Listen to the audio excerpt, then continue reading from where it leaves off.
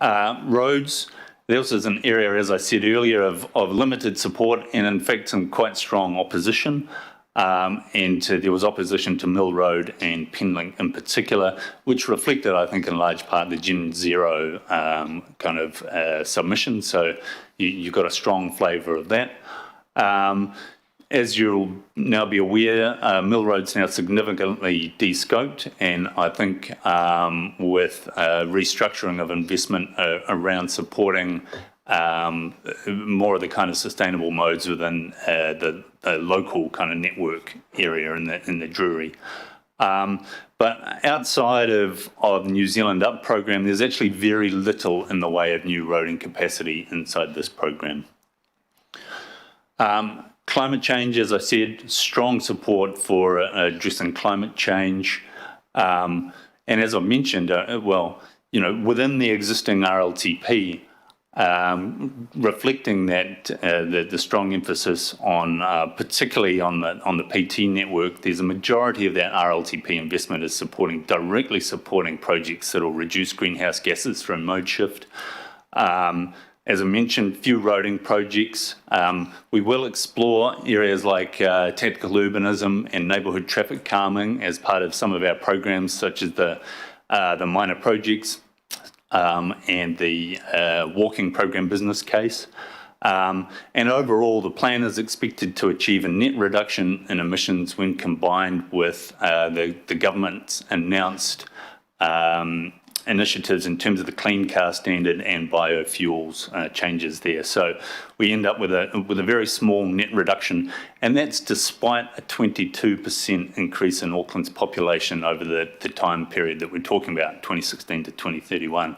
And I should actually emphasise that that's an enormous challenge in terms of this program. So the kind of investment and outcomes that we're dealing with are in the face of very, very significant growth in Auckland.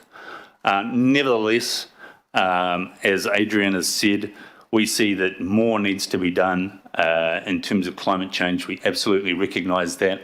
The RLTP puts a very strong emphasis on the need for further policy changes to get us bigger reductions in greenhouse gas emissions, and also that we want to chase further reductions in vehicle kilometres travelled from the private vehicle fleet, fossil fuel fleet in particular. So it needs to be a key emphasis going forward. In terms of the changes to the draft RLTP, just worth recapping that the Regional Transport Committee, who's the overall governing body here, doesn't have the ability to change under the legislation projects that are externally funded from the Crown. So we can't alter the New Zealand Up program. That's something that's funded from us through the Crown, and we just have to include it in the RLTP. And we've heard over the course of this work, the kind of journey to put together the RLTP, that there have been constraints. Because this is a program that builds on 2018, much of it is already in train, whether it's absolutely committed or so far down the planning the planning kind of pipeline that we don't want to pull back from. An enormous amount of the program was what we described in the ATAP process as committed or essential. So in practice, there was very little scope to make additional changes. And on top of that, we're still at the end of the process, you'll recall, needed to find some adjustments to include an increase for the Auckland housing program. So our ability to flex the program has been very constrained going forward. And this is just a kind of an example, just a recap of where we had discretion. If you look at those projects, they're absolutely invested overwhelmingly in walking and cycling or bus priority projects. So our discretionary funding was strongly allocated towards the kinds of projects that will achieve the climate change goals, the better transport, the better transport choices, the safety type outcomes. And here we have managed to introduce a couple of new things, such as the allocation to minor cycling and pop-up cycleways, and also to make improvements for people with accessibility needs, accessing the bus network as well as the large scale increase that you see in terms of support for the Auckland housing program. It's also worth noting in terms of that program that was described as discretionary in ATAP, much of it is now included in regional fuel tax. So in order to stay true to the regional fuel tax program that was consulted on, we now actually have very little opportunity to flex away from those kinds of projects, which I believe are endorsed by that regional fuel tax consultation. So in terms of the proposed changes to the draft, to the RLTP based on feedback, it's really been a case of being able to try and refine the program to take into account some of the feedback that we received from the public and received from the boards, excuse me. And that's meant accommodating a number of small projects where we had a combination of kind of local board feedback. It had been something that had been previously in an RLTP, or there'd been some sort of commitment or expectation set, and that there was strong public feedback in support of it as well. So the sorts of things that we're proposing to include are a $20 million increase to the footpath program, one of the Dairy Flat Avenue intersection, that's a $12 million allocation. Unfortunately, we weren't able to do the full, I think it's a $50 million project, which would be the full project in that space. We've been able to bring forward some elements of the Lake Road business case and meet a 25% share of Hill Street. Plus there's a number of other things that we want to do, particularly to increase local board participation in the allocation of our minor programs. Again, we were contemplating whether more could be done in terms of the allocation to local boards, but we're constrained in that space. But we thought there'd be real value in finding a way to engage local boards more in some of the governance of those types of programs. So the total cost of all of that is around about 40 million, and we intend to manage that as a portfolio. If there are changes in the portfolio, it's including those projects as we go along, perhaps as other things may be delayed or other things happen. I described the operating funding increase. It's a $200 million increase in public transport services, particularly bus and ferry, and that was achieved with a $5 million per annum increase from council, plus an expected $5 million per annum efficiency target from within Auckland Transport, and then we're expecting around about $10 million of co-funding from NZTA. Now, I know a number of people have asked for more information on where those services will go. That's still being worked through with Waka Kotahi, and we'll advise on that when that's been landed. So apologies that we can't give you more detail on that one at this stage. I think we've talked about some of the elements of the New Zealand Up program. I'm sure you're aware of some of the key parts, but there's been changes there. The main one, as I said earlier, is the rescoping of Mill Road.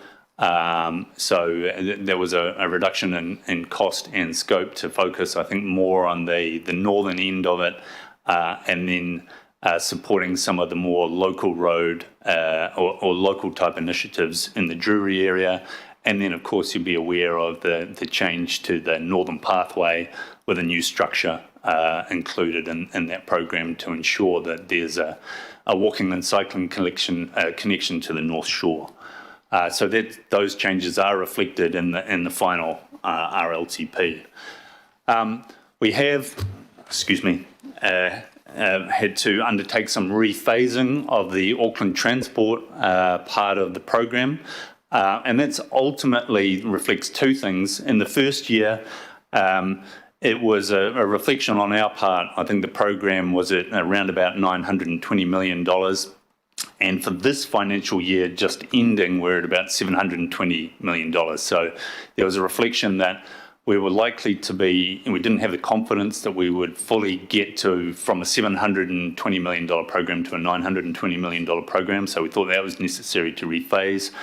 But mainly, we've needed to make an adjustment to align with available funding from the long-term plan. So in terms of the graph, that was the funding assumption that was in the draft RLTP, and you can see that we've had to move some of the money, some of the investment out of the first 2 years in particular, and out of years 4 and 5, and then shift it to the years 6 and 7 in the program. And that's primarily to align with the long-term plan. Now, we were advised of some of those funding constraints going into it, but hoped that we would be able to negotiate a solution there. The real constraint here, and I think you can see it in this graph here, is that we are trying to complete 2 major projects or major rapid transit projects, particularly the support for the City Rail Link and then Eastern Busway. So they put a lot of pressure on the program, particularly around those years 4 and 5. So adjusting to that has been a real challenge. And what that has meant in terms of this final program is that we have had to rephase some projects. And the main ones are, unfortunately, Eastern Busway, which has had to have its funding allocation rephased. So it's now 27 and 28, with money taken out of earlier years. And then Connected Communities is the primary other one where we've had to rephase in order to accommodate that real pressure in those years 4 and 5. Now, with Eastern Busway, in terms of the implications of that, we're still working our way through, because at this point, the alliance that we've engaged in with Eastern Busway doesn't have a specific time frame. That's still being worked out along with the design aspects. But absolutely the intent here is to get on with phase 2 of the Eastern Busway in the Pakuranga town centre, and then progress as quickly as possible with phases 3 and 4. But the thinking is that this the need to rephase the timing of Eastern Busway will mainly impact on the timing of the later phases 3 and 4. Worth noting that we did very carefully consider whether there were any options to avoid this outcome. And part of the challenge here is around the nature of the regional fuel tax funding, which comes to an end in 2028. Because a large part of our improvements program is funded from regional fuel tax, it was very difficult to move other smaller projects outside that time frame to allow for to keep that funding for Eastern Busway. So we did think very carefully about this, but it's a really challenging program trying to complete that City Rail Link in particular, City Rail Link supporting projects and the Eastern Busway, whilst keeping all of our other large programs such as safety and walking and cycling and renewals on track, and then meet with the requirements of the regional fuel tax. So we have thought carefully about this. It's something we would prefer to avoid, but this is unfortunately where we are. On the upside, we have managed to bring forward some small elements of the ongoing cycling program. And in terms of the share of investment in the first 3 years, just to give you a real sense of where that kind of commitment is, in terms of the improvements program, we're looking at over 2/3 of investment going towards public transport and walking and cycling. So even with those challenges and the need to rephase, overwhelmingly the next 3 years in terms of improvements are going to be around public transport construction. So we'll be seeing some big changes coming down the line. And so just to wrap up, in terms of some of the next steps beyond this RLTP, I think we've talked through the emissions reduction pathway work, and that will be a joint piece of work between between council and Auckland Transport, joint offices, and potentially some form of joint governance that we're looking to work towards. And that's really going to be about identifying a pathway to meet those kind of expectations for emissions reductions reflected in Tawhiri, sorry, my pronunciation of this is not great, in the Climate Action Plan. And this is going to include the investigation of a whole range of factors, particularly what we could do in terms of future projects in terms of the mix of investment, what additional things may happen to help address climate change, what we can do about the vehicle fleet, land transport, pricing, road space reallocation, and behaviour change, and again with a focus on those reductions in VKT, particularly emitting VKT. So the next step there is to come back to both the Auckland Transport Board and I believe the Environment Committee around about August with a methodology going forward. I do know that there's real keenness to ensure that we've got a very good methodology for tackling this, and then we intend to come back with an update around December 21 once we've got a better sense of the kind of government changes and the government's reaction to the Climate Commission's budget. And in terms of other work, there's quite a bit more planned in the ATAP space, particularly planning for decades 2 and 3. We're looking to do work to better understand and address issues around equity and Māori outcomes, and then address these strategic funding issues. What can we do to put funding in Auckland on a more stable pathway? So that's all from me. Thank you very much for your time, and look forward to questions. Thank you, Hamish, and thank you, Jenny. And before that, the Deputy Chair, Wayne Donnelly, and the Chair, Adrian Young-Cooper. Now, just at this point, members, what I will do is I will put up the amended recommendations, and I'll move accordingly, and the Mayor will second. Now, I'll just quickly take you through the changes. So yesterday, the Mayor, myself, and the Deputy Chair of this committee, Councillor Bartley, the Chair and Deputy Chair of the Environment and Climate Change Committee, met with our own staff and Auckland Transport staff, and the Deputy Mayor.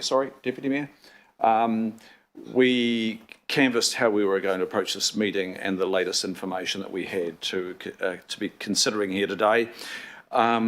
We identified an absence of clearly noting te tāruki a Tawhiri, and noting that there needs to be further work, a lot more work, if we are going to meet the targets for 2030 that important strategic document outlines. And then at our last meeting in March, we identified the need for a transport emissions reduction plan. Further work has been done on that, and we now think by prioritising this work, we can see the first, not so much the first cut of it, but at least looking at the methodology, so to speak, and the scope at the Auckland Transport Board and the Environment and Climate Change Committee in August, and then we'll get a progress update by December. Now that's quite a compressed timeline, but it has to be compressed because there's some urgency on this. So they are the changes, and I thank the members that I've just mentioned, but I particularly thank Adrian, if you're still with us, the discussions that you and I had some 6 months ago about the need to do something different and pull quite different levers to affect change. So the chair of the Auckland Transport Board has been also instrumental in suggesting and arriving at this critical work that has to be undertaken, and we are going to have to apply ourselves to it. So they are the motions now moved and seconded. What I'd like to do now, members, there's been some information, well, we've raised some questions about subsidy levels coming through from Waka Kotahi, from government ultimately, and we've got some recent correspondence in from the Minister of Transport to our Mayor. This follows discussions the Mayor has been having on our behalf with the Minister of Transport, the Honourable Michael Wood. I will now invite the Mayor to just outline what we now know from the Minister of Transport. Thank you very much, Mr Chair, and I'm repeating information that members of the Audit and Risk Committee will already have heard from me directly. We received a letter from Waka Kotahi a couple of weeks ago that suggested initially, because of a shortfall in funding of the National Land Transport Fund, that there would be $179 million cut out of our budget. That was later scaled back to $129 million. But I raised this directly with the Minister of Transport. Waka Kotahi had done the same thing in the previous long-term plan. They'd recommended a cut of a substantially greater sum. And again, in this time, following our agreement, joint agreement of the Auckland Transport Alignment project, they were going to cut the agreed amount. I made it pretty clear to the Minister of Transport, who is an Auckland MP and understands our problems, that when you negotiate something bilaterally, it can only be changed bilaterally. And we had relied on the amount of money in the ATAP program. We had built that into our long-term plan. Members around the table had voted for that long-term plan. And suddenly we're faced with a cutback that could well have resulted in a downgrade, well, a qualified comment from the Audit Office. Fortunately, the Minister of Transport has honoured his undertaking. He wrote to me before we had to appear before the Auditor General to confirm that that money would be available in full, because we had mutually agreed that under ATAP. And that is really significant. I think what it emphasises to all of us, the value of ATAP. This is not just the government grant to us. This is a negotiated agreement. And when you negotiate an agreement, you honour the agreement. And the Minister of Transport has acknowledged that he will be honouring that agreement. I thank him for that, and that has helped us out of we would be having a different conversation around this table if that were not to have happened. So a big acknowledgement of the work that we're able to do with the Minister of Transport and his positive response. Thank you, Mr Mayor. Thanks for that outline, and yes, acknowledgement to the Minister of Transport, absolutely, for resolving that. Now, at the outset, I'd just like to ask myself just a couple of questions, and I think one of them is going to be directed to our own legal team. Adrian, thank you for testing the question of with your legal team, and I just want to put it to our legal team, Adrian, the same, that the direction being taken now on the RLTP is entirely consistent and legal in terms of complying with the Land Transport Management Act and the GPS. So do we have Meredith here? Can I just call Meredith up? I just want to get that question out of the way, because I think that's a fundamental test that Adrian has referred to her own legal team, but I think members, we need to hear that from our legal team. Meredith, if I can pose that question to you first. Thank you, Chair. In terms of those obligations under Land Transport Management Act, which include compliance with the GPS and the purposes of the Land Transport Management Act, those are statutory obligations on Auckland Transport. And I understand, as Adrienne has said in her presentation, that they have obtained advice in relation to those requirements. So those are statutory requirements on Auckland Transport rather than on Auckland Council. Okay, look, the point of my question is that you have reviewed that legal advice, and I know Auckland Transport has sought and received that advice, and you've seen that advice, and you're confident too. I'm asking from our perspective as the Planning Committee of Auckland Council. I have not received a copy of that legal advice. What I can say is that those obligations that you're speaking of are obligations on Auckland Transport rather than Auckland Council. So in my view, those obligations do not pose any legal impediment to Auckland Council taking this decision. Thank you. Look, the other question, and it really only came to light quite late, and it's the very last page of this very long agenda, and I think it's attachment D. There's reference to the Eastern Busway, and I'm sure Councillor Young is about to ask us probably a similar question because he is the next on the list to pose a question. But at this stage, can you outline why we're discovering so late a deferral, quite a significant deferral, in a big rapid transit project for the East, and it now concludes quite a bit later? And can you also just clarify, Hamish, at D, it's mentioned stages 2 and 4 are at a later phasing, but I think just in your earlier presentation you said 3 and 4. So if you could take us through those 4 phases and which of the phases are being deferred and how you learned of this need for change at such a late part of the process. Thank you. Well, I think the story is that rephasing of the program took place once the once the allocation from the long-term plan was finalised. So that has been quite a recent, part of the process in terms of landing absolutely what that finalisation would be and the impacts of that finalisation.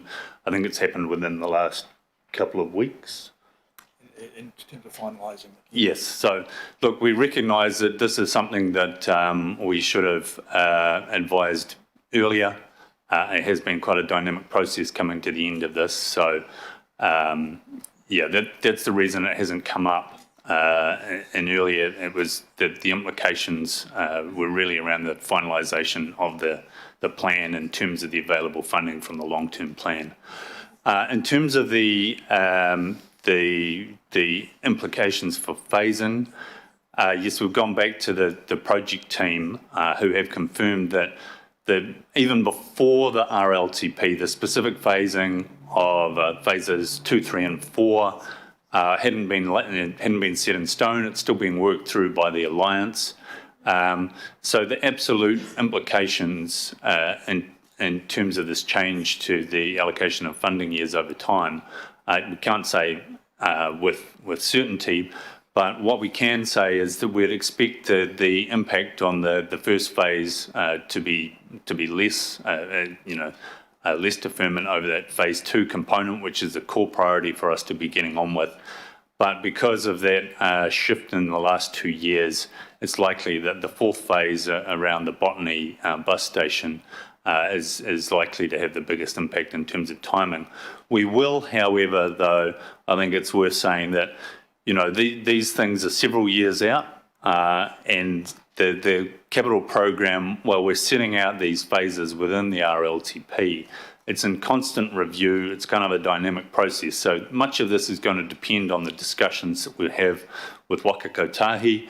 We're still expecting quite a bit of change in that space, and particularly around higher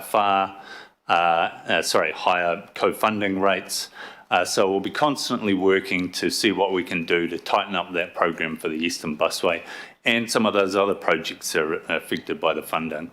And finally, in that particular case, we would still, with the completion of the earlier phases 2 and 3, still anticipate looking to run as many of the services as we can as possible to get the benefits of those earlier phases, even if the final phase isn't quite complete on the timeline that we originally expected. So we'll continue to work to deliver this key program as quickly as we possibly can.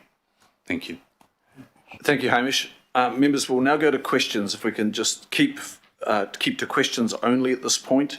I've got 10 members at this point wanting to ask questions, so can we be mindful of being succinct, and maybe if we just try and keep it to a couple of questions each at this point, and we'll go back for a second round for a third question if need be.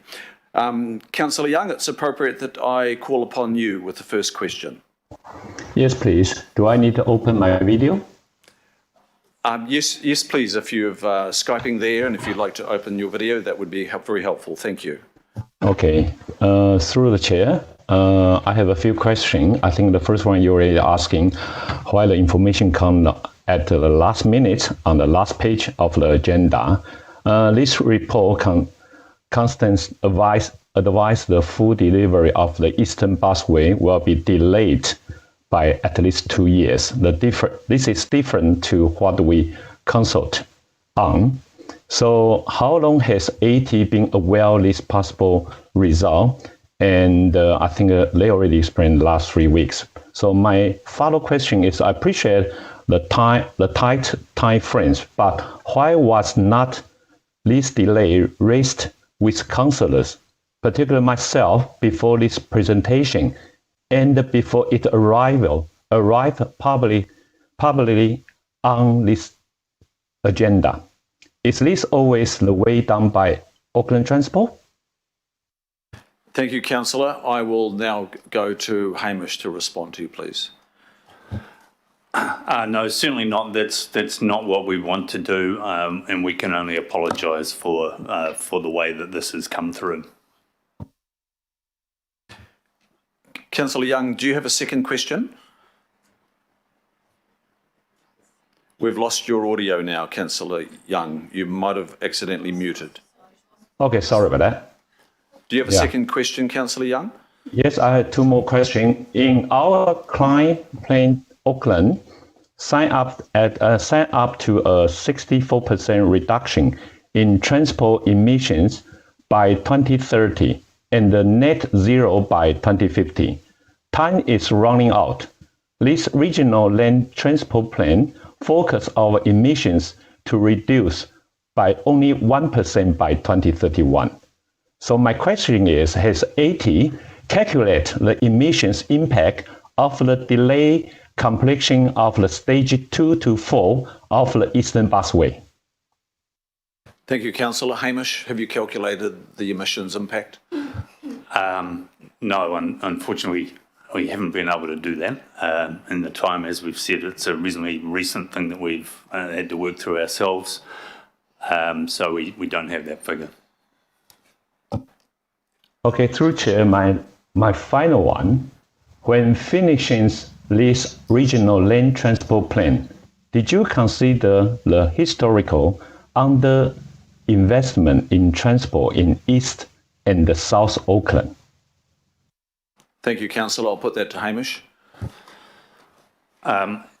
Yes, absolutely. Addressing underinvestment in South Auckland in particular, slightly less so in the east, has been a focus of planning for a number of years now.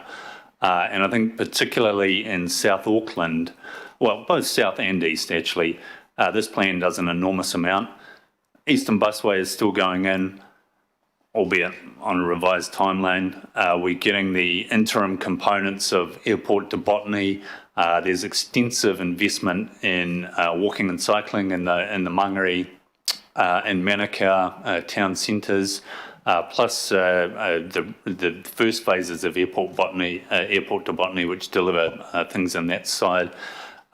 In terms of the south, there's investments from NZ Up in the 3 stations, the components of Mill Road, electrification to Pukekohe. So there's a huge amount of investment going into those areas. Part of that sort of 400 to 500 million will go into the Kāinga Ora housing area in Mangere. So I think the south in particular, well, and both the east with the investment in Eastern Busway, do reasonably well out of this plan. Okay, thank you, Councillor Young. Just on Councillor Young's second question, can we assume then that the emissions modelling, the trajectory, has not changed? You haven't re-looked at the model The figures that we've given in that space have been a comparison between 2 points in 2016 and 2031, and because the Eastern Busway is still complete well in advance of 2031, we wouldn't expect this to affect those figures that we've given. Thank you. Councillor Newman, please. Thank you, Chair. I'm wilting, so I'm going to have to go soon. I don't want to record as a personal statement in relation to Mill Road, but a couple of questions, if I may, from Auckland Transporting. Good afternoon, Hamish and colleagues. My first question really relates to what is the degree of confidence that Auckland Transport has in relation to not just the 10-year funding envelope for Waka Kotahi, but the year-on-year funding as a component of that 10-year funding envelope. Funding which isn't committed at year 1 but instead committed at year 6 is not as reliable for me as it might be for you. I want to understand how confident we are that we're going to hit the budget targets every year. And the follow-up question, if we don't hit those targets, what would be those first areas of the plan that we would have to look to recalibrate in terms of scale and timing, beyond what has already been identified? Thank you, Councillor. Hamish? Thank you. I don't think we can ever be absolutely confident about funding. I think we've certainly learned that through the emergency budget and COVID and the changes that we've seen over some time. And RLTPs, I suppose, are generally a proposal to the NZTA. So all the other regions would be in this same position, that they're making proposals to the NZTA and they don't give an absolute guarantee. However, as the Mayor has mentioned, because we have ATAP and the assurances that we've had from the Minister, and the fact that the GPS itself mentions $16.3 billion of investment, and it's not, sorry, mentions, it emphasises $16.3 billion of investment in Auckland. I think I've got as confident as you can reasonably be that overall allocation from the NLTF will be delivered. However, the way that ATAP was set up and the way that this RLTP is set up is that we have included risk management, a risk management component within the RLTP. And I think we've said very clearly, and this reflects the ATAP prioritisation, that if the full amount of funding that we're expecting from Waka Kotahi doesn't become available, we've outlined a number of projects in what we've called Category 3 that we expect we would need to defer in the event of lower than expected funding. And that reflects the prioritisation that you may recall during the ATAP phases between those projects that were committed and essential, and then those that relied on higher than usual amounts of NZTA funding. And they are mainly the allocations to growth in terms of Drury and the Auckland Housing Program. So those are the ones that it's clearly set out in the RLTP that we would be looking to defer in that particular case. So a follow-up then, a lot of those particular growth projects are in outer suburban South Auckland, so they would be the ones that would probably have to line up first for the haircut. Would that be a reasonable assumption? Well, the Auckland Housing Program's in 3 areas: Roskilde, East Tamaki. I mean, the bulk of that was Roskilde, East Tamaki, and then Mangere. But of course, yes, there are elements in the Drury area as well that we would be looking at. As part of in response to your question from Councillor Young before, you're talking about how the South fares out of this. Would it be fair to say that a lot of the infrastructure that is being proposed is to accommodate an increased scale of South Auckland as opposed to improving the transport infrastructure in South Auckland for existing residents? That if we are only increasing to scale to accommodate growth, and growth takes a cut first, if we don't hit our budget lines, that in fact, in real terms, there's a risk that service levels in the south will decrease? I would say that almost all of this program, I mean, apart from the renewals and such, but almost all of the improvements is really trying to maintain service levels in the face of growth. And I think in terms of public transport, there is a lot there that will improve, deliver an absolute improvement in service levels for South Auckland. Examples are City Rail Link and the associated rolling stock and other infrastructure will deliver significantly higher frequencies and travel on the rail network. The electrification to the south, the elements of the walking program that are being delivered, airport to Botany. So there is quite a lot there that is locked in and will significantly enhance, and of course, Eastern Busway, will significantly enhance the kind of experience that people in the south and east have with the public transport system in particular. So I think there's an enormous amount there that will be of benefit. Ask one final question, Chair, because I'm really impressed with a number of the projects in the south, and thank you for the safety initiatives, the intersection improvements and upgrades, really, really important, and I'm a big advocate for increasing renewals. But with respect to the south, you do have, for example, you've got a level crossing removal in the south, but I don't think you've got one grade separation in the south, you know, to alleviate the problem with level crossings. Is that correct? Is there anything in this budget to ensure that we have grade separation to ensure cross-town flow irrespective of increased train movements because of CRL? Yeah, so through you, Mr. Chair. Yeah, so in the south there's funding to address the Takanini and other crossings down there. 2 of them grade separated, 2 of them closed. The other funding in there is 100 million for level crossings, which will be more focused around the Western line. That'll be later in the period, but I do say that we do recognise that 100 million in terms of grade separation is not a full solution, but it's trying to at least start addressing the Western line issues. Thank you.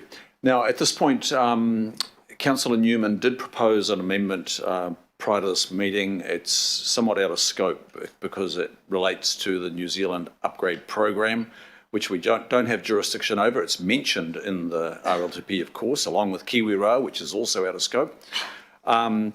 So we could not accept that amendment, but in discussion with Councillor Newman, to allow Councillor Newman to express his concern about a particular part of the RLTP, I have invited Councillor Newman to make a personal statement. Now, Councillor, you also need to leave the meeting shortly too. So I'd like to just hold the questions at this time and pass to Councillor Newman to allow him to make his personal statement on a particular part of the plan, and then we'll come back to questions. Councillor Newman. Well, Chair and colleagues, you've been very, very patient with me, and I thank you for that. I did seek to move a resolution noting strong opposition. I asked Councillor Dalton if she'd be keen to partner with me on this. She indicated she would. If this has to be by way of personal statement, my personal statement, and I've sent the wording through to the officers, would be to note strong opposition, or my strong opposition to the government's decision to rescope the Mill Road project, which I believe will significantly compromise the ability to accommodate future residential and business land development in Drury. That's number one. Severely exacerbate congestion both on the state highway and local road networks. That's 2. And undermine the local community's confidence in the ability of Auckland Transport, Waka Kotahi and Kiwi Rail to deliver a transport network that enables resilience, mobility and choice in South Auckland for South Auckland residents and commuters. That would be my personal statement, Chair, and if Councillor Dalton wishes to add her name to that, that's fine, anybody else actually. And I make that statement, Chair, for the reasons given. I would simply say this, that the matter is addressed as part of the commentary in the report, hence my wanting to raise it as an amendment. You've ruled it as out of scope, therefore I can't proceed with that. That's fine, that's your prerogative. and I would simply point out that the Mill Road project is back to where we were about 4 years ago. About 4 years has passed, and I don't believe that this is a settled argument. So thank you for your consideration of those matters, understanding that I do have to leave shortly. Thank you, Councillor. So we'll make sure that those words come through to our governance advisor, and I'll ensure that it forms part of the minute. We'll now pick up questions again. Members, we've still got about 10 on the list here. So if we can try hard to limit it to 2 at this time. And I'll go to the Deputy Mayor. Thanks, Mr. Chair. You put my name alongside that of Angela's and Daniel's on that note, because I'm equally expressing the fury of the residents of the South around the decision, the political decision made around Mill Road. My 2 very short questions are, the first one, Jenny, yesterday was probably going to come, that's around productivity. There's an awful lot of mention here around other things that are equally important, but productivity gets sort of a passing mention. So just to put this in context, 10, 12 years ago, we were on par with Ireland in OECD levels of productivity. Ireland now sits 14th, and we sit near the bottom at 44th. So what is this particular RLTP going to help do to lift our productivity around? And how are we going to get there? And I do appreciate the work coming up over the next 12 months around getting cars and stuff off roads, but what else has been intimated here? Through you, Chair. It's a good point, and it was raised in the consultation as well, and the feedback that we got. It wasn't all just about climate change. There was a whole other lens about productivity. And I think when we think about productivity in a transport sense, we think about congestion. And we are going to see an increase in congestion over the next 10 years. You get that with the population increase that Hamish alluded to earlier. So there's 2 ways we want to sort of think about addressing the congestion issue. You think about the supply and you think about the demand. So in terms of the supply side, there is a lot of investment in this program on public transport, walking, cycling, and part of the trick is to get people off the roads and onto the public transport. And so that's part of the picture. We can also do a lot around optimisation of the existing networks and making sure what we do for the freight industry, for example, meets their needs and enables them to get around. We were with them just yesterday talking about something that seems very small, but it's huge in terms of their productivity, how they relate to the speed humps that we put on roads to close, to calm them and to slow them down. So a lot of the program work you'll see in the RLTP will go towards optimisation of the network as well, which will go to help with that congestion issue. On the other side, of course, then there's the policy around congestion pricing, all those things we need government to come to the table with. So the RLTP has got the call for congestion pricing in there, and we need more in that policy space. That's kind of how we're addressing it, but we recognise it needs more. Thanks, Mr. Chair. My second question, very quickly, is around the public transport poverty in the West and the South again.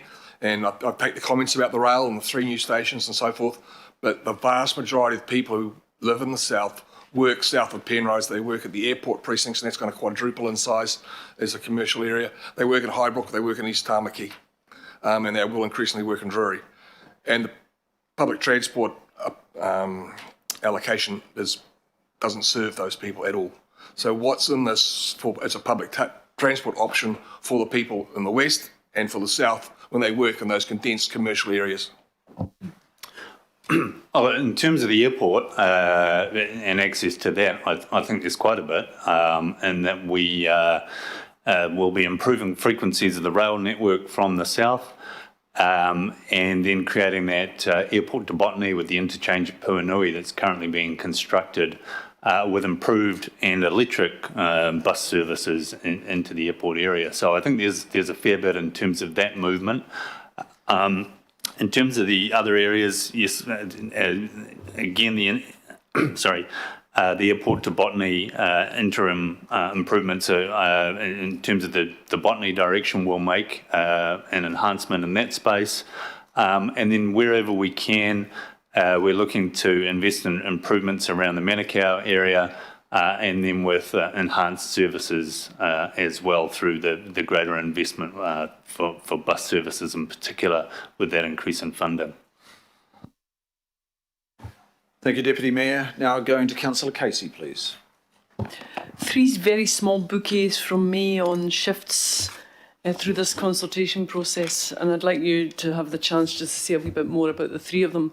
The first is the 100 million for the grade separation, and I just love to hear you say you're doing something in the Western Line, because you weren't at the start of this process, so I'm absolutely delighted. So I'd like to hear more about that. The second one is that you listen to the local boards and the advisory panels with regard to footpaths, and there's 20 million extra going in for that. And one of the things I'd like to talk to you about is the 19 million for renewals, and you say in the answers to my questions that you're going to have a go at reprioritising the criteria. Will the local boards be involved in helping you with that? Because I think they should be. And the final thing was, and I can't find it in here, but you've spoken about it twice, again in response to the panels, the issue of accessibility, especially for older people and people with a disability at ferry terminals, buses and trains. Where is it in here? How much is allocated? And tell me more about it. Put it on the front page.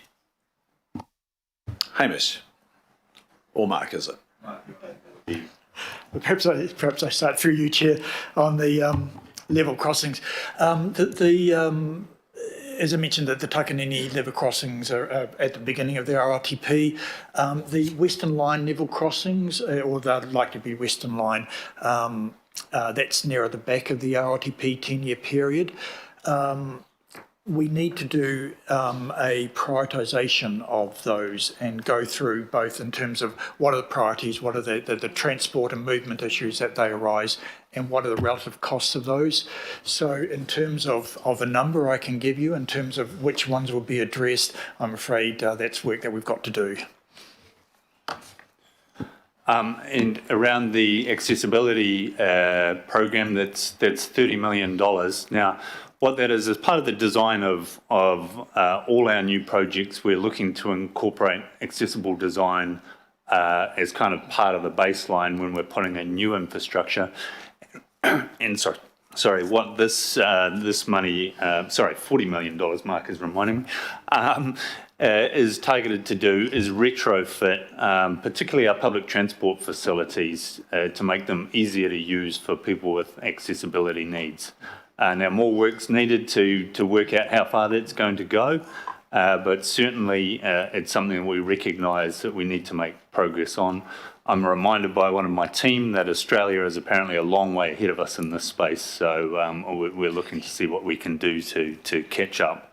And then finally, in terms of the sort of reprioritisation process with local board engagement, I can't speak absolutely to that, but when we have changed policy recently, for example, the changes from around the, hell, I forgot the name, fixing the gravel roads. Seal extensions. Seal extension. Unsealed roads, yeah. Yes, from seal extensions to unsealed road improvements, we have looked to engage with local boards wherever possible. It's what we're always trying to do, so I expect we'd do it in this particular case. Kia ora, thank you. Now we'll continue with questions. Questions only, and the next is from Councillor Stewart, please. Councillor Stewart, are you with us? We'll just allow our governance advisors to connect with Councillor Stewart, and I'll go now to Councillor Coombe. Thank you, Mr. Chair. Kia ora koutou, tēnei ahiahi. I have my questions are in four succinct parts. The first one is about the feedback itself, and it's really good to see in the report about recognising that the feedback did support transport choice, PT, active modes, and doing more about climate action. That wasn't where AT was at in the initial assessment of the feedback. So I just want to confirm that this is an all of Auckland Transport acknowledgement of the feedback and the direction that's put us on. Before we go to the answer on that, can we get all the questions out then, and then we'll have a reply on all the questions. It is kind of in, so moving on then to what's actually in the draft plan or the plan to sign off. Just looking at our submission that we've about to sign off, Hikina Te Kohu Para, the emissions pathway. It's a fantastic submission, I must say, but it talks about there that vehicle kilometres travelled, VKT, in fossil fuel powered vehicles is the heart of the transport emissions challenge. And our climate plan, Te Taruki a Tawhiri, puts us on a pathway that we need to be achieving, I think it's at least 12% reduction by 31. The only reference, well, there's reference to that in the plan, but more around how it's very difficult. And the only graph is about the forecast increase, an increase of 22%. So I just wonder, where is that going to be in the report, in the plan, sorry, showing the pathway that we need to be on?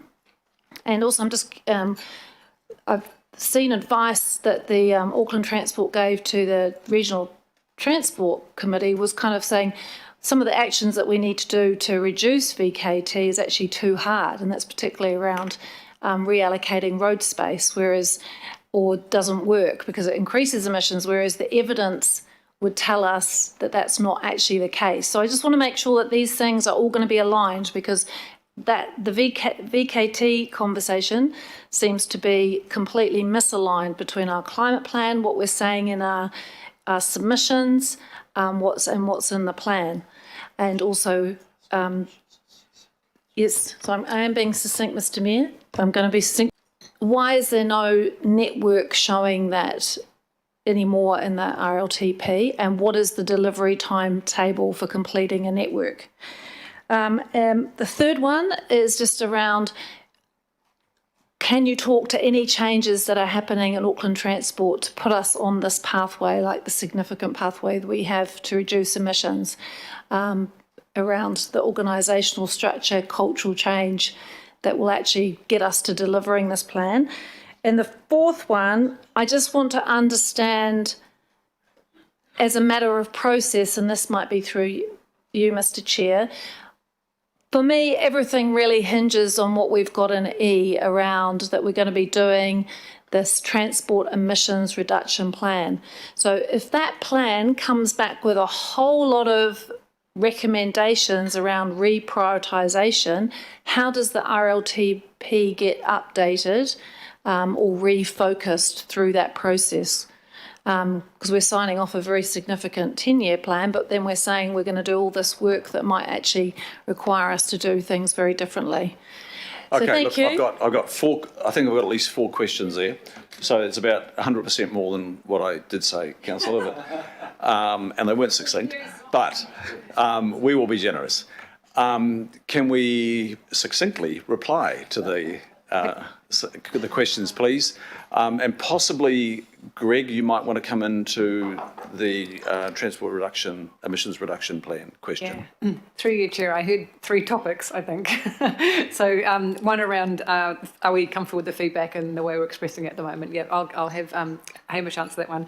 One around really the whole approach to CO2 emissions. Is VKT coming through strongly as one of the key lever? And also, what are we doing internally around our own culture shift and change around achieving that? And what's the pathway forward? So I'll ask Greg to comment on that bunch of questions. And the third one I heard, which is where are we at with the Cycleways? So I'll ask Hamish to talk you through where we're at. I think you're on the steering group for the business case, so just some comments on that I think would be helpful. So should we start with the easy one first, the engagement? The answer to the first question is yes. In terms of this, the question about the cycle network, it may have been engaged and involved in earlier RLTPs, but I think what we've discovered is that that they're significantly more expensive than anticipated to deliver, but we nevertheless have included a strategic cycle network in an accompanying document to the RLTP, and that's Future Connect. So you can see that strategic network online, and we intend to update that over the next couple of months to include a localised network. So those are those answers. Greg, you're the lead at Auckland Transport. You're going to be the lead on the transport emissions reduction plan, working with our transport strategy team, which is under Jacques Victor to my left. Correct. Yep. So can you cover off that last question, please? I think it was the last question. So the question around VKT reduction, I believe was the question. Yeah. So probably first to say that VKT reduction is implicit in the RLTP around investment in public transport and active modes, because that has reduced getting people out of private vehicles onto public transport, so it's reducing VKT. We'll look at it much more explicitly in the pathways work and what's referred to up here as the Transport Emissions Reduction Plan, looking at what levers there are beyond just the Regional Land Transport Plan. So that's looking at how can potentially funding be changed, what other sort of actions can be taken. So the RLTP is investment focused, which is one important area, but the work that we'll be looking at will be covering many areas, including government policy. That's an important distinction to make. The second question was about, is there sufficient cultural change at Auckland Transport to take this on? I think it's well demonstrated by our chair and co-chair being involved today and very clear in terms of what their position is on climate change, and that's working through the organisation. I'd also stress that the cultural change is also necessary with ourselves, with council, with our other ATAP partners as well, because to achieve our emissions reduction targets is well beyond just control of Auckland Transport and Auckland Council. And between myself and Ning and Council, who's working with me on the reduction plan, we're directly involving ATAP partners and we're helping them in terms of making it clear what needs to happen. Thank you. Maybe, Mr. Chair, you can sum up at the end about how he's going to influence the RLTP. Okay, we'll go to next question. Is Councillor Stewart with us now? No, we'll go to Councillor Cooper, please. Thank you. On slide 32, what are the values on the y-axis? Doesn't say. It's the one where you've got main project timing changes and you've got bar graph below the zero, which I want to understand as well. You might have explained it, but I didn't catch it. Does that mean you're not spending that much money in those years if it's under zero?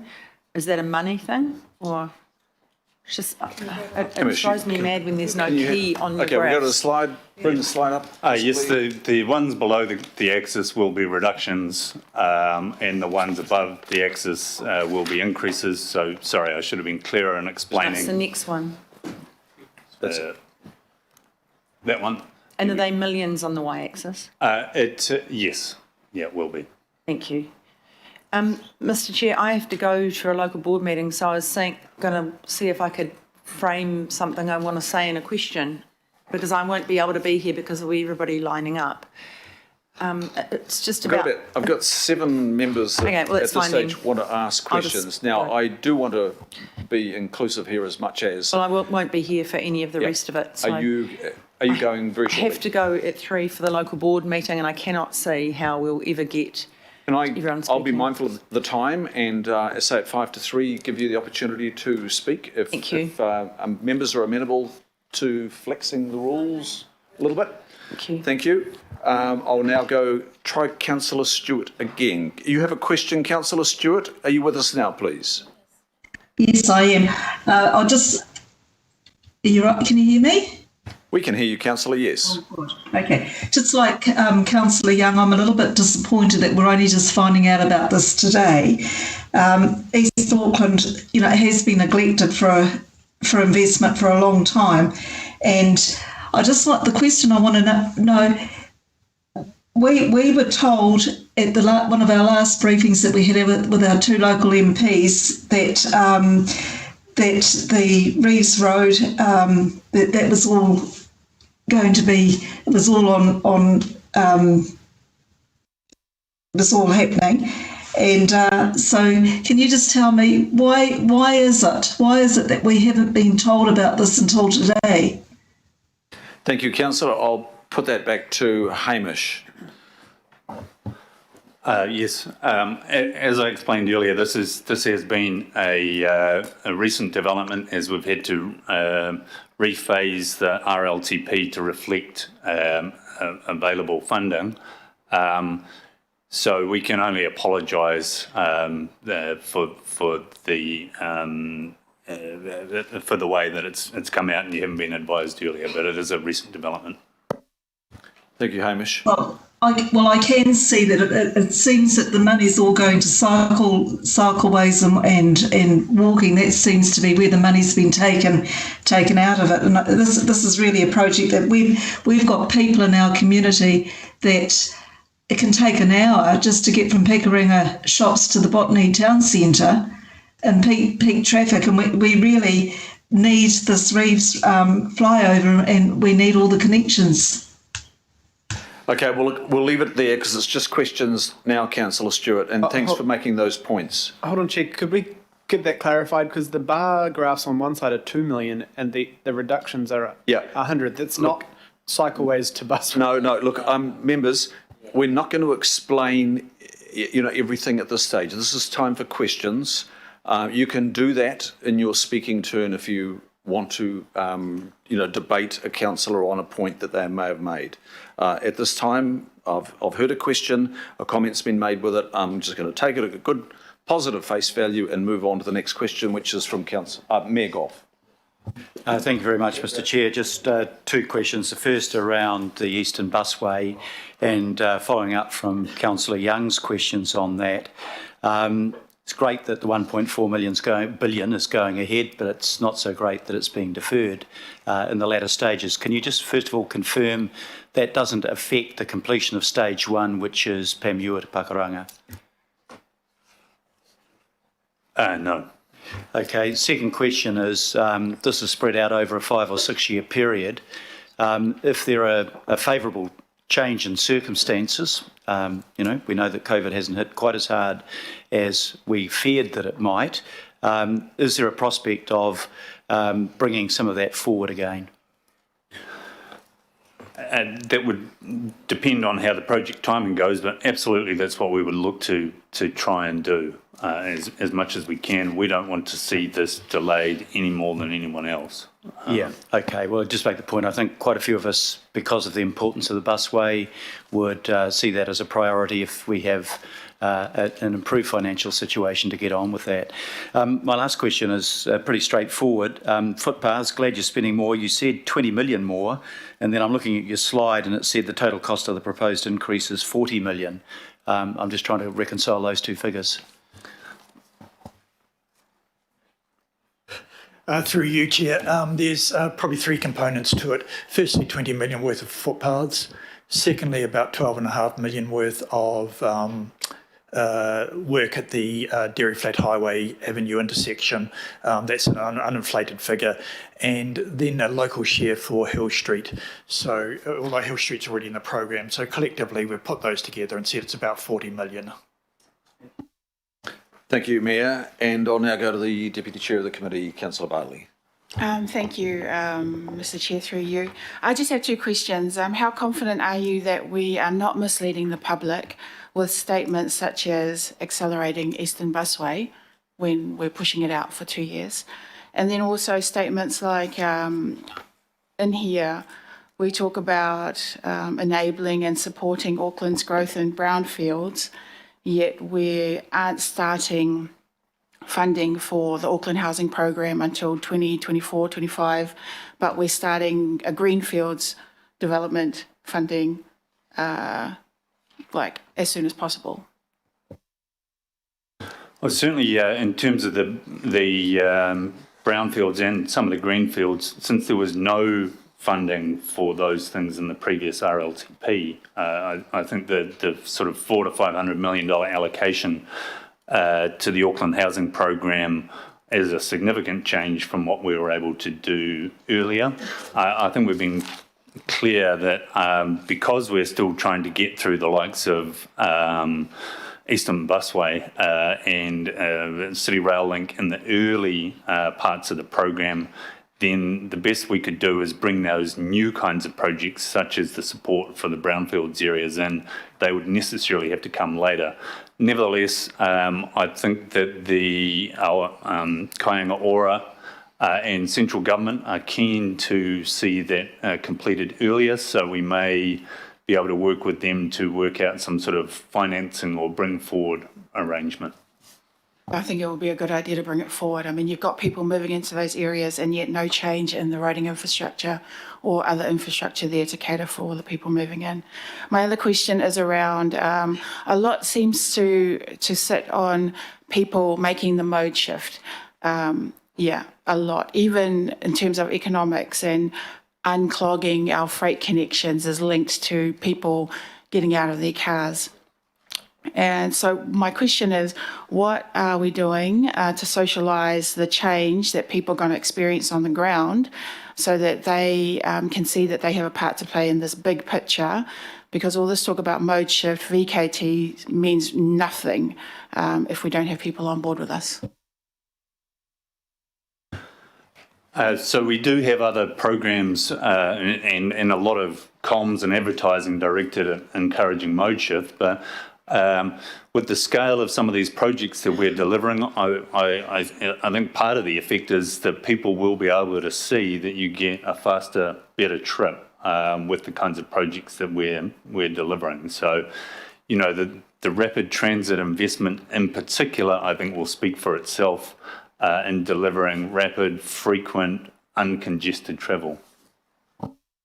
I guess that's the problem, though. We've always relied on just hard infrastructure, build it and they will come. But as we see with a lot of our projects, it doesn't work. You've got to do more to get people to change their behaviour. Okay, so save that for speaking to if need be. And I'll now go to Councillor Watson. Firstly, thank you for your presentation and your sterling efforts to balance all the various interests around Auckland. I think you've been relatively successful in that, so thank you. But my one question, notwithstanding what you said, Hamish, about the lack of detail surrounding the extra 200 million for OPEX for bus and ferry services, just a general question, and I know the ferries often get lumped in with the bus services, and the funding tends to be a rather disproportionate. It's not quite the 50-50 split. So I'm in light of the quite significant number of submissions during the RLTP on the ferry services from the various parts of Auckland, I'm assuming that the new bus and ferry services is going to be, and I'm talking just about the ferry services here, quite a reasonably significant improvement on what was originally envisaged in terms of provision of new services, i.e. in the original draft, the new was going to be very limited when it came to ferries. So I'm assuming from that large operational increase that we perhaps might be able to go a bit further in the number of new services we put on to encourage, greater use of the ferries from around Auckland. Is that a reasonable assumption? Thank you, Hamish. So my understanding is that actually, and as I said, this is all being worked through, but our first priority will be looking to fund what we're expecting to be a higher contract cost that comes with renewing of the fleet. So as contractors need to replace the fleet, they're likely to increase the costs to us. So the allocation there will be going first of all towards ensuring that we do have a renewed existing fleet. And I think there's an allocation here to look at electrifying, elsewhere in the program to look at electrifying some of that. But that'll be the first place, and then any ability to go towards new services will go there, but I'm not sure how much we can deliver. Just a quick follow-up, Mr. Chair. So in light of the fact that, quite understandably, you're working on that detail now, when are we be likely to get some more specifics there? Because I know certainly in terms of the submissions that's the sort of detail people are really interested in hearing at this stage. Yes, I think we'd expect that to be perhaps a month or two as we work through with NZTA what the NLTF funding is. I should say that while the 200 million is of course quite a large increase over that time, the actual year-on-year increase, it's 10 million worth of new services that is then continued forward. It's mainly an increase that's going to occur over the first 3 years. It's not a progressive increase over time because you're essentially getting up to 10 million worth of new services and then continuing it. Thank you, Councillor Watson. Jenny, just on the ferry procurement strategy, that's in its final stages of being worked up, and I think it's due at the AT board. Is it July or August? through you somewhere around there, but I can confirm that for you. Yeah. But that's an important cog in that whole discussion too, Councillor Watson. And now I'll go to Councillor Fletcher, and then I'll come to Councillor Cooper. Councillor Fletcher, please. I'm sorry, I've been having a bit of a coughing, but so you'll have to forgive me. My question's related to Mill Road, and I think we've already dealt with it, so I'd like to add my name, if I may, to the statement by Councillor Newman. Okay, we will do that, and we'll check with you as to the copy that we've received, so that the signatories or the names that are attached to that are all comfortable with it, Councillor. Okay? Thank you. Thank you. I will now, with the leave of the meeting, go to Councillor Cooper, and so we're going to a speaking turn to the motions. Councillor Cooper. Are we clear? Thank you, Mr. Chairman. I appreciate that. And I also want to agree with our councillors from the south, their frustration and disappointment with a Mill Road downgrade. I mean, with 100 years left on quarry licences, how will trucks continue to cart critical aggregate to build the houses that we all want and the local roads and footpaths that service them? So, while that development is inadequate to the task. So that's that. The other one, I do want to say it's good to see the first stage of Lincoln Road is funded, and even though it has been deferred over and over, because if there is a future RTN is to be successful, Lincoln Road will be a major feeder road into the interchange and needs to be built to accommodate free-flowing buses, not congested buses to get there. I know Eastern Busway and Northwestern Busway improvements lumped together, but I just want to single out that it's only 80 million for Northwestern and 336 for Eastern Busway, but I commiserate with my Eastern councillor colleagues that is delayed, because we're supposed to have a commitment to reducing emissions, but we keep delaying public transport. But also, this small amount of investment, though I do appreciate the efforts that went into it, Deputy Mayor, you've done on that and the Mayor, but it means it doesn't align with the impact of congestion on Māori, which is outlined here in the plan, given that most Māori and vulnerable communities live in West as well as South. In the West, access to employment via public transport is less accessible, and these improvements are late to the party and too slow in staging to a full RTN, which could benefit a future 250,000 catchment, which is not an insignificant number for the growing Northwest. Unfortunately, so I don't see long-term funding commitment to completion of this much-needed travel choice. It's been deferred another 2 years. The first indication we had was, we'll have the bus stops up and we'll be digging by Christmas 2019. And now it'll be 2023, 4 years later from that. How many more emissions belched out, financial costs and loss of family time will accrue over that time with cars stuck in congestion?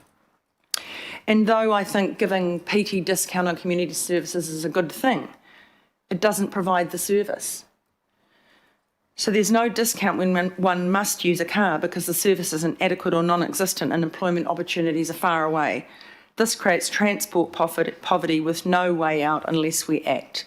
And because we really don't have any real decision-making ability about this other to endorse this, we can't really act as a council. We can only put our views through to the Regional Transport Committee. And it does aggrieve me that as governors of Auckland, we don't really get a say other to then endorse. But I will endorse it because I still want us to start something. And thank you. And I do appreciate all the work you've done and I understand the constraints, but I must speak up for my community. Thank you. Thank you, Councillor. And thanks, members, for the leave for that speaking turn. We'll go back to the questions, and I've got questions to come from Member Glenn Wilcox and Councillor Hills and Councillor Sayers. I think we'll close it off there, but signal now if you have a question to put, and we'll start again with Member Wilcox, please. Thank you, Chair.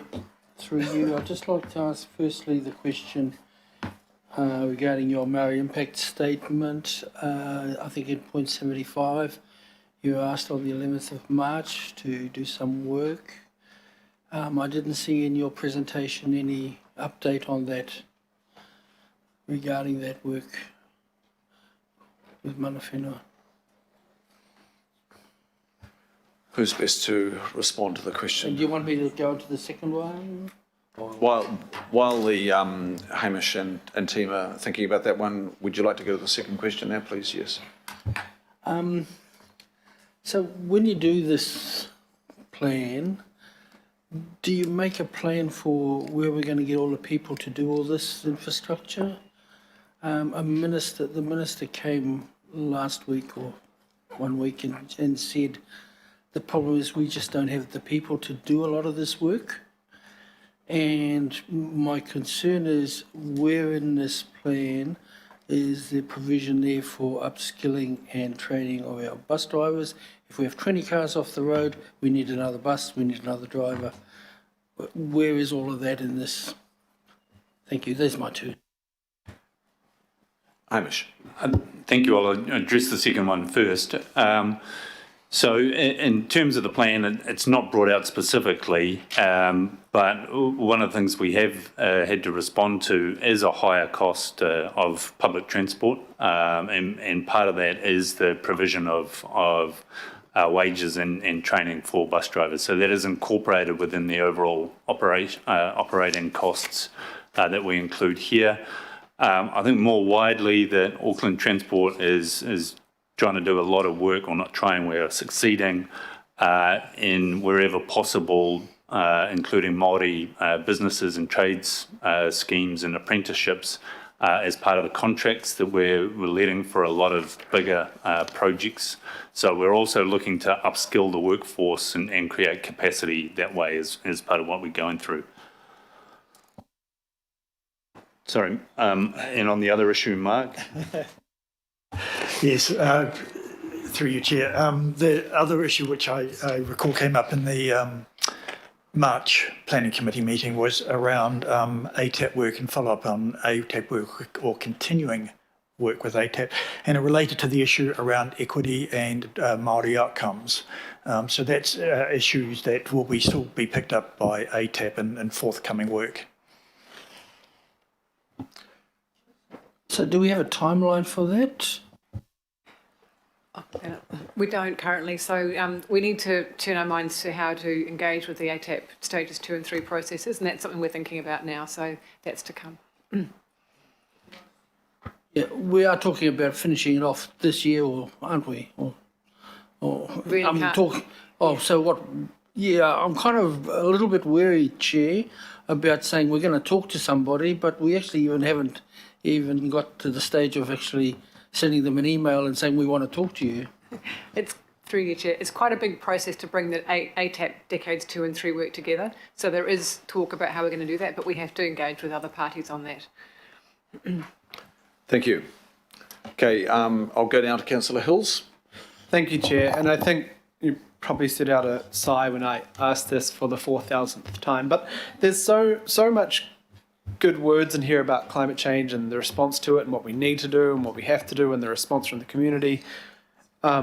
We passed Te Tarakia Tāwhiri over a year ago, or about a year ago now, unanimously, climate change emergency unanimously, halving our emissions unanimously. The political support's there, Climate Change Commission advice says what we have to do. Like, could you just, what am I supposed to say? How am I supposed to support this? What do you guys say? And it's a shame that Shane maybe couldn't be here, because I know it's not everyone has got a place to, everyone can play a part in this, but I'm just confused at how we can support this when it still doesn't reduce our emissions.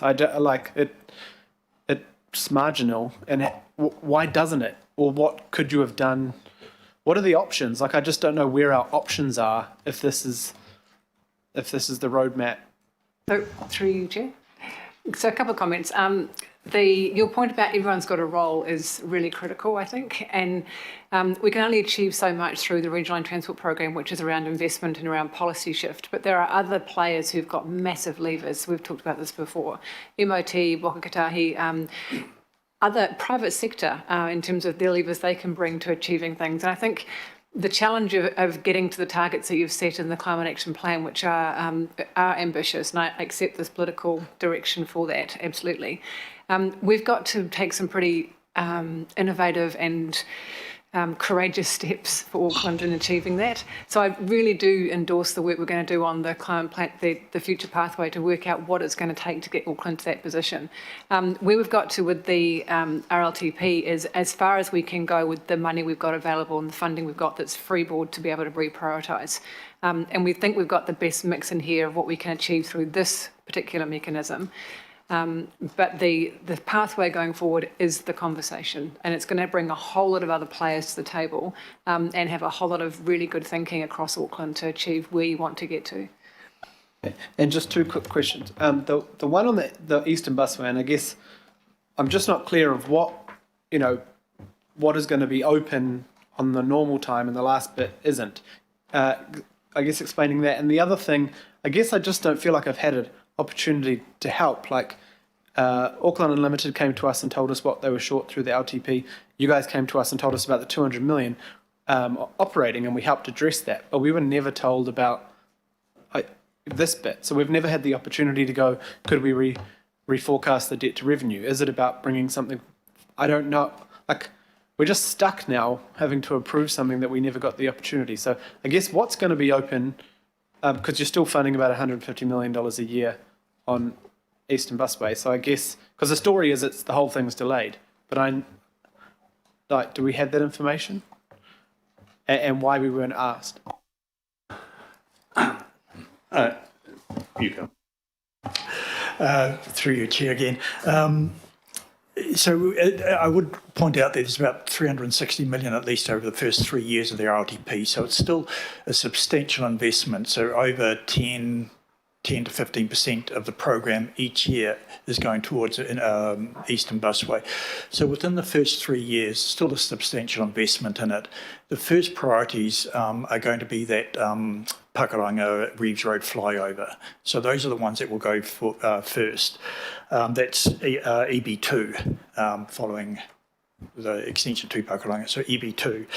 Following that, the timing is a little bit less certain, and that's because the Alliance is still doing its work on what the longer term plan is. And so we do think that there is room over time to actually look at this program, readjust it in terms of whatever the funding constraints that we face are. But in terms of your particular question is what goes on first, we do have 360 million in the first 3 years of the plan, and that is towards the Reeves Road. So the first capital of the rank will be the Reeves Road, Pakuranga end of it.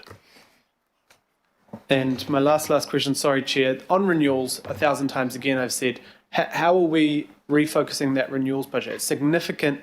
How can we make sure that is adding transit lanes, adding cycle lanes, adding widened footpaths as we go, even if it means match funding with other budgets? Because I still have, even though we've asked, it's not clear in here, and I know we can only fiddle with 1.8 billion, but the renewals budget is something that I'm just still not sure where the policy changes to allow slightly better outcomes through that renewal budget that could lead to climate emissions dropping. Thank you, Councillor. With renewals, we have to replace on a pretty much a like-for-like basis. Now, we will make small adjustments where we can, but under the rules that we have in terms of Waka Kotahi and our own approach, we are focused on renewing the asset. Now, what we do need to do and will do is ensure that our renewals are as much as possible coordinated with our improvements projects. So when we're delivering a new project, we want to make sure it's coordinated with renewals so we're getting best value for money and only achieving a dig once. So there's a lot of work going to be going into that So it's not going to happen every time, but so that the public and yourselves can see more clearly that there will be coordination between renewals and improvements projects. Thank you. Councillor Sayers with the final question. Yeah, I'll keep it concise. So it was very helpful for Mayor to tell us about the subsidy issue. So thank you very much for that. And I'm just picking up on the second question of the Mayor's, which was very helpful as well, thank you. And that's around that, you called it a portfolio of 40 million that you could bring through. I'm not quite sure how that gets activated. That gets activated if some of those projects, there's a list of them, could get FAR funding, or some of them have to have other projects deferred before they come on board. So could you just elaborate a little bit more how that portfolio gets activated, the different projects within it? Just for clarification. It could be a mix. To explain that, each year Auckland Transport has a budget of 800 million, $1 billion, and there'll be numerous projects that get spent against that. We know that projects don't always go on time, so perhaps there might be consenting issues or consultation issues, design issues. That does mean that sometimes we underspend, and what we're signalling with the portfolio approach is that we can, if we do have an opportunity where the funding's available, where we know that the co-funding from Waka Kotahi is available and the project's ready to go, to be able to push that project if something else gets deferred. So it's really sort of recognising that over an 800 million, $1 billion type of program, there is some flexibility in that. If I may, just in terms of you coming back and advising councillors of what projects do get activated and which ones don't, does that need to come back to us? Do we get informed, or is that just a board, Auckland Transport Board decision? Those are decisions for the board. And just to be clear, we're not deferring. The impact on Eastern Busway is not a result of this small refinement of additional projects that we'll be looking to work into the program over time. Just to be clear on that. Okay, that concludes the questions, members. We're at the end of that stage, and thanks for your many and varied questions. We started this process 7 meetings ago. We've had 7 meetings, firstly with the Finance and Performance Committee, and then we had meetings and workshops of the Planning Committee, and it's culminated here. We're being asked to endorse the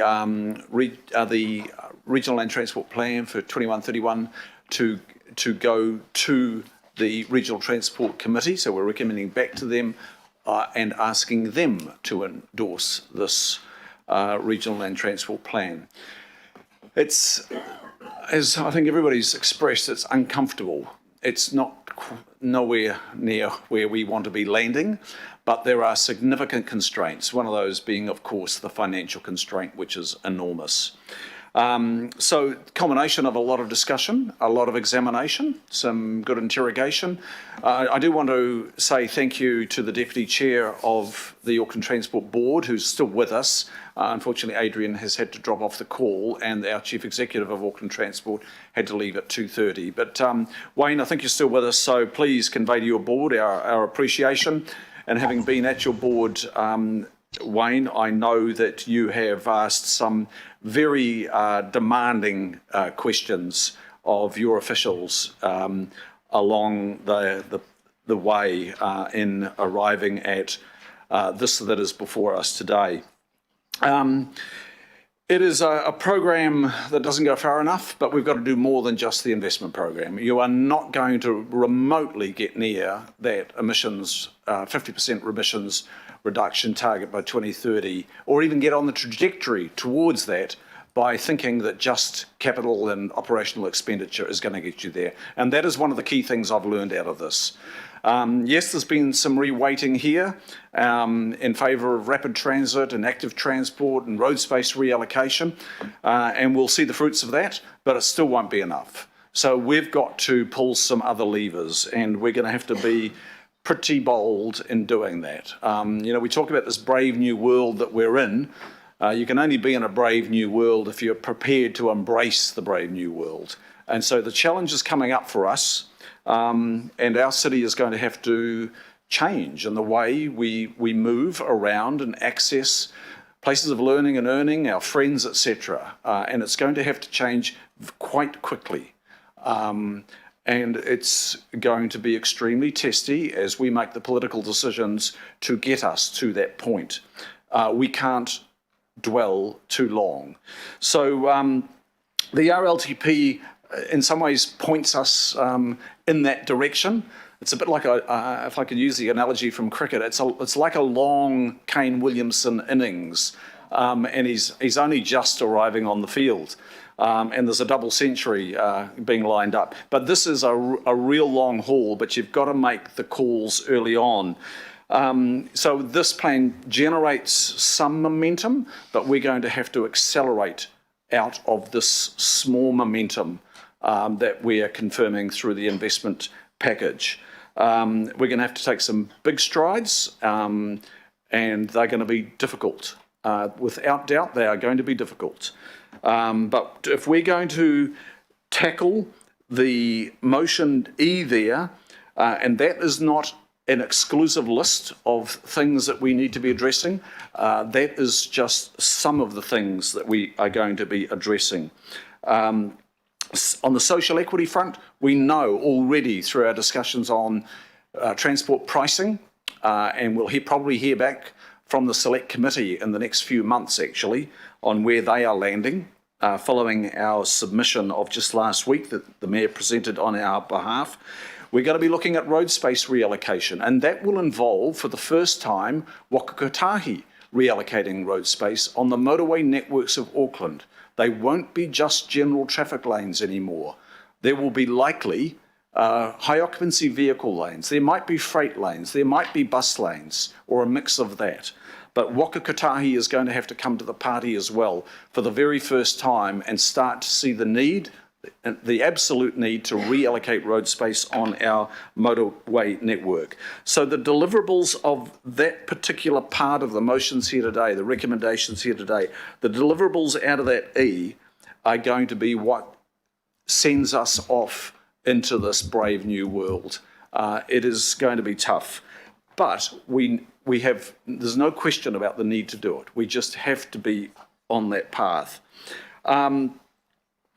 Now, the other thing that has been added here is there has been a sense of urgency because from our briefing yesterday, we asked for this work to come back to us by August and then by December. And no doubt we'll hear some further, see some further reports early in the new year. But the expectation is that we land this work and show this direction as early as possible, because the investment program committed to here today through the RLTP is not enough. It is not remotely enough. And the last thing I would like to mention is it's been a pretty arduous process dealing with the Auckland Transport Alignment Project and then the RLTP. In my opinion, the ATAP, the Auckland Transport Alignment Project, has somewhat usurped the authority of the Regional Land Transport Plan. ATAP not being statutory and this process being statutory, with the ultimate statutory responsibility at the Regional Transport Committee. I think we actually, amongst all of us, Auckland Transport, Auckland Council, and with Waka Kotahi as well, and with government, we probably need to undertake an internal review of what ATAP means to us and how it fits into RLTP. The last ATAP became quite prescriptive and it dropped down into $10 million categories. We've not seen that before. And I don't think it's necessarily helped us. I'm not discounting the value of ATAP. I'm actually questioning whether ATAP should be prescriptive to the point of $10 million projects and programs. And I know the Auckland Transport Board is asking those questions as well. So let's reflect on that process that we've been on for a couple of years now, quite a few years, and landed this here today. Do I commend these recommendations? Yes, but there's some very big caveats. And the caveat really is in the enormous amount of work yet to be done. So members, I hope we can support these. I'll now hand to the Mayor. Thanks very much, Mr Chair. Look, I've done quite a few budgets in my time that I've been part of developing, and I've never once done a budget where I've got everything I think we need, or let alone everything I think that we want, and this budget ain't any exception to that. We are, however, in a period of transformation, a transformation created by population pressures and by climate change. The first leading to congestion and the need to do things fundamentally different to deal with congestion, and the second leading to the dramatic need to reduce our carbon emissions. And we move in the right direction, but we don't move far enough in this RLTP. But I want to endorse it. I want to focus on the glass half full rather than the glass half empty. We're putting 31.4 billion into this. That's 3.5 billion more than we did 3 years ago, notwithstanding the impact of COVID. So a significant increase in investment overall. When we tackled the first RLTP, I remember talking to then Minister Simon Bridges and saying, what are we going to do about the $6 billion hole? And there wasn't an answer. The hole was still there, and this doesn't have a hole in it. What we're saying we will do, we are funded to do, and that's basically important. Also, the government's contributing 2/3 of this. I know Councillor Walker has said on a few times, why don't we get the government to do more? Actually, they are in this. And we're putting in the money that we are simply because of one thing. We've got a thing called the regional fuel tax that provides 1.5 billion directly and 4.3 billion indirectly. Without that, we couldn't do any of this. So what do I think the good things about it? The public transport investment, I think those figures we've just seen, where from the first RLTP, we were spending about 15% of our budget on public transport. In this RLTP, it'll be 50%. 15 to 50%. That's pretty dramatic. We'll see PT numbers increase to 150 million trips a year, and we'll see in the morning peak hour, public transport and active going to 29% of all transport movements. That's important. Secondly, public safety. Hardly anybody's mentioned that, but the money put into public safety is estimated to reduce our deaths and serious injuries by 2/3. 2/3. That's 1,760 serious injuries and deaths avoided. That's worth commenting on. Third is renewals.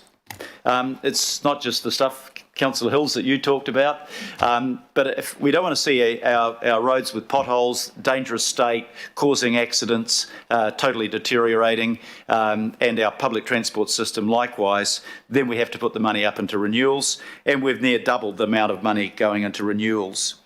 Equity is another good thing in this. Let's not forget Community Connect. That hasn't been mentioned today.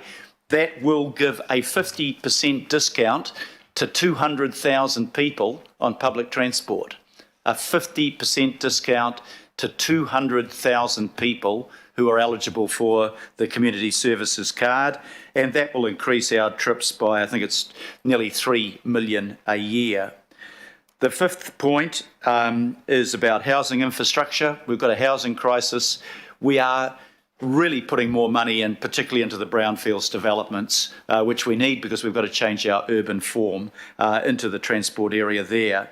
And the last one is the most problematic and one of the most important, and that is emissions. There has been movement from the beginning of this process to now, where actually, despite a 22% estimated increase in population, we will reduce in absolute terms our carbon emissions. But it's not enough. It's not enough, and we're going to have to do more. And that's why we did the thing on the congestion question. It's why we're wanting light rail to get off the ground. It's why the fee bait makes a lot of sense, so you can actually start getting people thinking about electric rather than carbon-emitting cars. It's about what the Chair has said about roading space reallocation. All of those things are going to be important. Is this a silver bullet to everything, this package? No. Is it a big step in the right direction? Yes, and that's why I believe it deserves endorsement. Thank you. Thank you, Mayor Goff. And Councillor Young, please. Councillor Young, I think you might be on mute. Okay, You're with us now. We can hear you.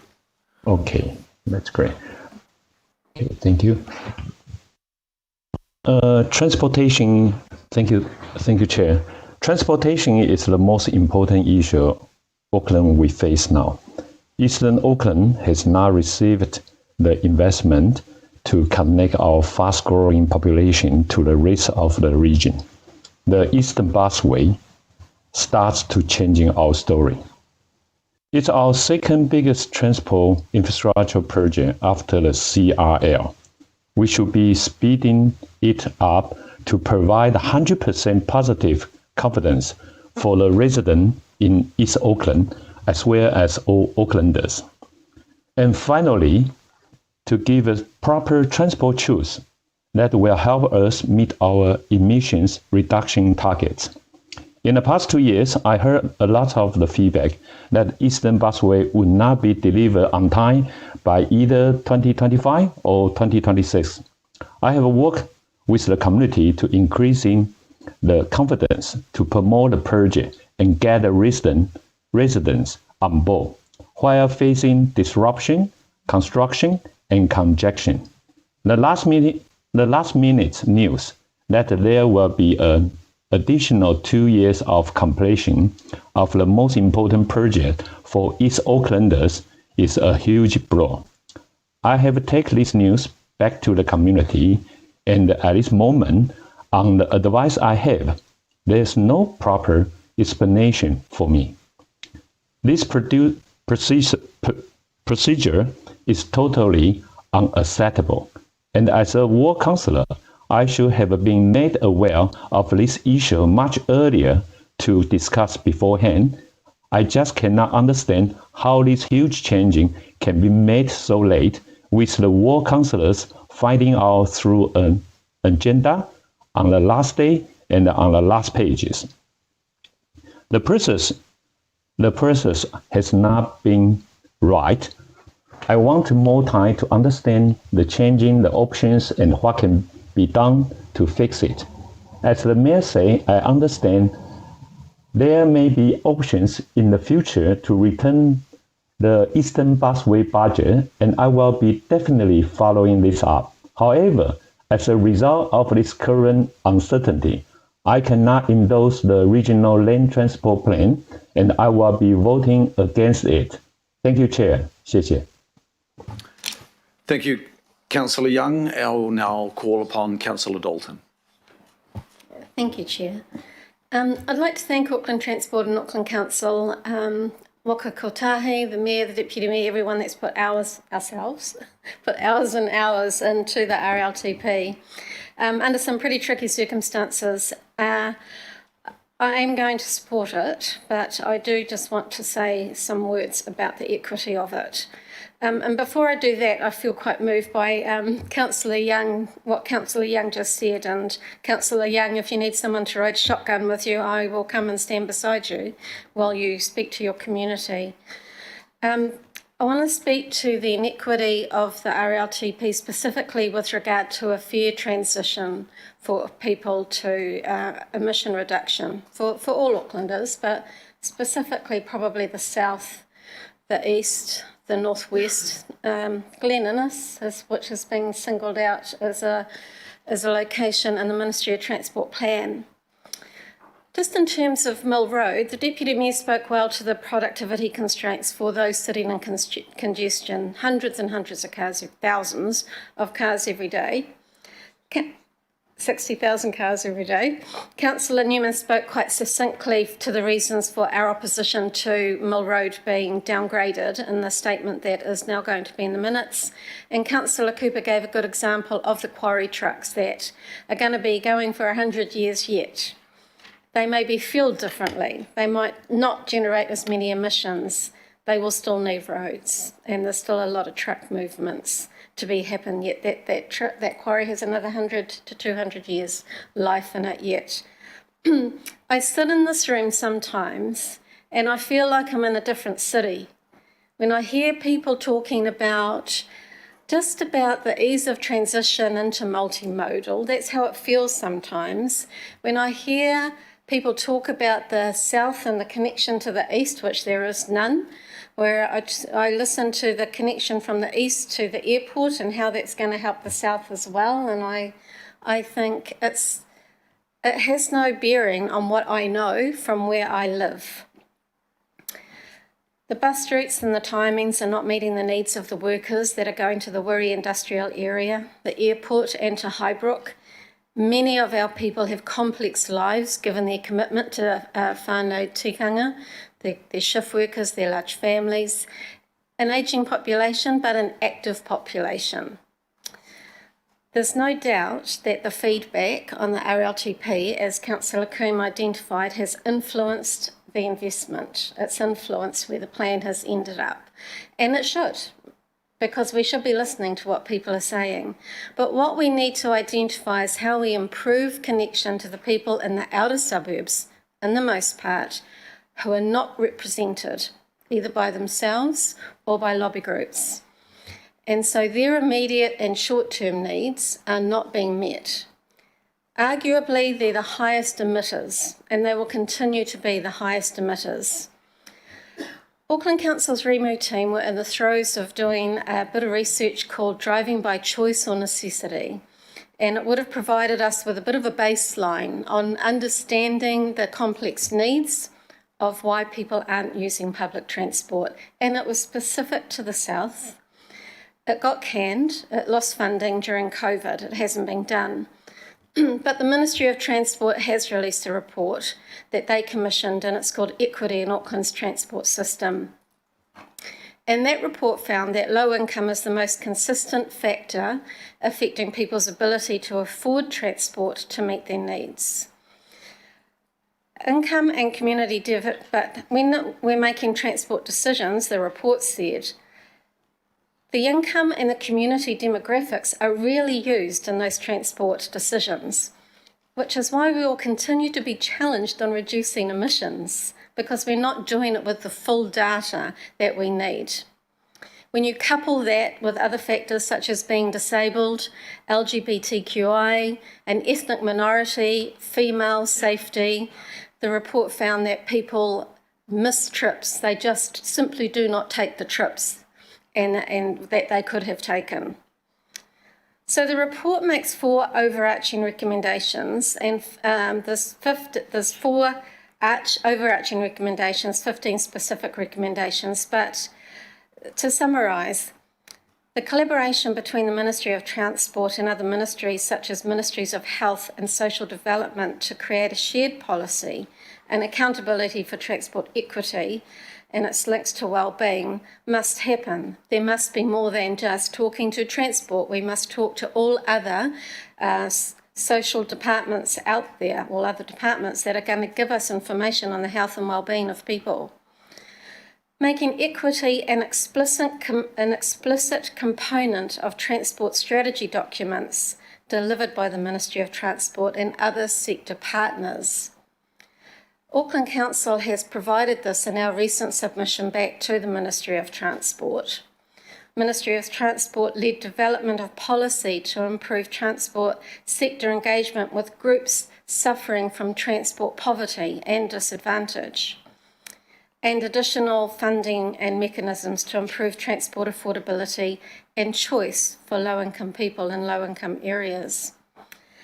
Just with regard to Taruku Atawhiri and its emission reduction lens on equity, we had that conversation about what does the equity lens look like? How are you applying an equity lens? And one of the responses to that was the report that Remu hasn't been able to do through its funding cuts. Equity issues, this is what our climate report says, our climate plan says. Equity issues need to be clearly identified, assessed and made transparent as part of any decision-making process.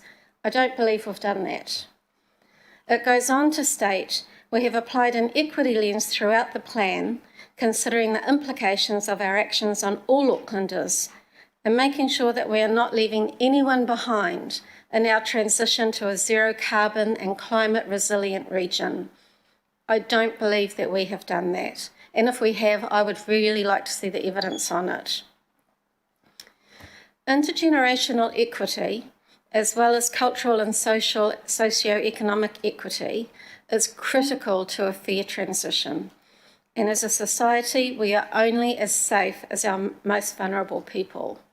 So, Chair, my point is that transport decisions are being made without feedback from a large cohort of our community. Arguably, they are the highest emitters of emissions through car-borne use, through necessity. Those who are vulnerable and those who have been evidenced through that report by Auckland Ministry of Transport, Equity and Auckland Transport System.